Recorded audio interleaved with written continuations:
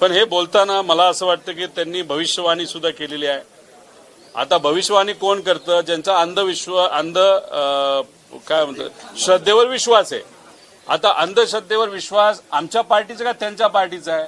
त्यांचे भले भले नेते कुठे जात होते? खराताचे पाय धरायला जात होते ना. मग त्यांनी त्या बाबतीत बोलावं. विषय एवढाच आहे की सुनील शेळके आता बका बोलतायत. जेव्हा अजितदादा अडचणीत असेल तेव्हा एवढे बोललेत का ते? सुनील तटकरे साहेब अडचणीत आले की बोलायला लागतात. मला काय गणित कळलेलं नाही. आता विषय एवढाच आहे, तुम्ही एवढं बोलताना बोला, मला काही फरक पडत नाही, कारण का आम्ही महत्व नाही आणि भीक पण देत नाही.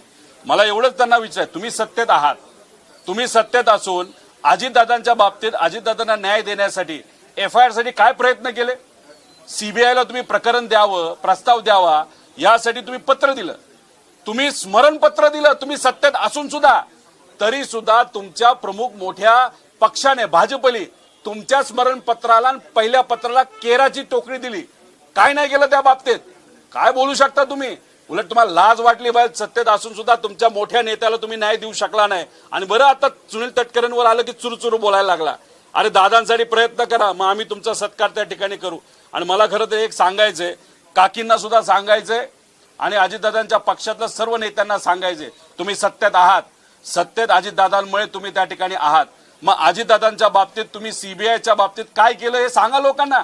शब्द देऊन सुद्धा जर तुम्हाला ते करता येत नसेल तर मग सत्तेत राहण्याचा अधिकार तुम्हाला आहे का? अजितदादांचे फोटो लावायचे अधिकार आहे का? 28 तारखेला दादांना 4 महिने होणार आहेत. 28 तारखेपर्यंत तुम्ही त्या ठिकाणी CBIकडे हा प्रस्ताव पाठवून दाखवा. मी स्वतः येईल आणि सत्कार करेल. आहे का तुमच्यात हिंमत तुमच्या मोठ्या नेत्यांच्या नादी लागायची, नाही तर त्यांच्यावर भिडायची? आमच्यात आमची हिंमत आहे, आम्ही आमच्या लेवलवर करतोय, ती आमची हिंमत झाली.